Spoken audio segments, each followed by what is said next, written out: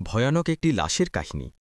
ঘটনাটি ঘটেছিল দোহার থানার চরজয়পাড়া নামক গ্রামের এসপি বাড়ির সামনের সেই রাস্তায়, যেখানে একটা কালভার্ট আছে আর তার ঠিক পাশেই আছে বড় একটা ঝোপ। যে জায়গার আরও একটি ঘটনা আমি এর আগেও সবার সাথে শেয়ার করেছি। এখন আমি সেই জায়গার আরও একটি ভয়ঙ্কর ঘটনা সম্পর্কে তুলে ধরছি। এই ঘটনাটি ঘটেছিল আজ থেকে প্রায় ৭-৮ বছর আগে।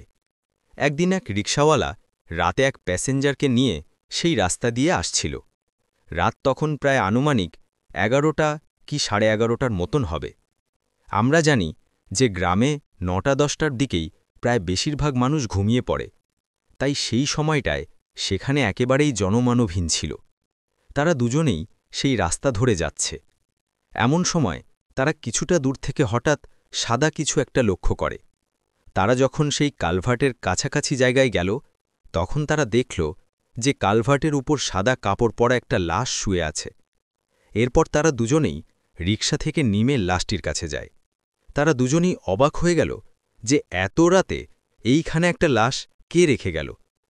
লোকটি রিকশাওয়ালাকে বলল, হয়তো কেউ লাশটিকে এখানে ফেলে রেখে গেছে, চল আমরা লাশটিকে নিয়ে দাফনের ব্যবস্থা করি।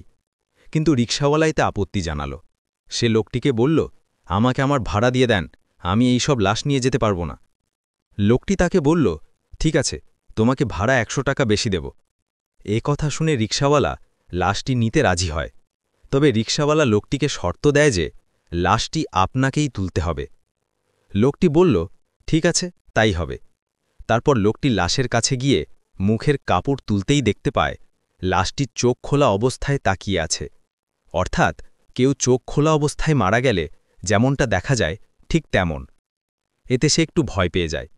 এরপর সে লাশটির গায়ের কাপড়ের আরও কিছু অংশ সরাতেই দেখতে পায় লাশটির শরীরের পশমগুলো বেশ বড় বড়, যা কোনো সাধারণ মানুষের থেকে একেবারেই আলাদা। অর্থাৎ পশমগুলো ছিল ঠিক ভেড়ার শরীরের পশমের মতো। এটা দেখে লোকটি চিৎকার দিয়ে অজ্ঞান হয়ে যায়, আর সেই রিকশাওয়ালা এক চিৎকার দিয়ে সেখান থেকে দৌড়ে চলে যায় আর এক বাড়ির সামনে গিয়ে পড়ে। তার কথা শুনে লোকজন সেখানে যায়, কিন্তু অনেক খোঁজাখুঁজি করেও সেখানে কোনো লাশ পাওয়া যায়নি। এমনকি সেই লোকটিকেও সেখানে আর পাওয়া গেল না।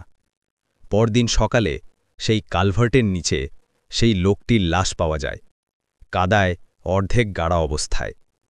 আমাদের এই গল্পটি ভালো লাগলে লাইক, কমেন্ট, শেয়ার করে দেবে।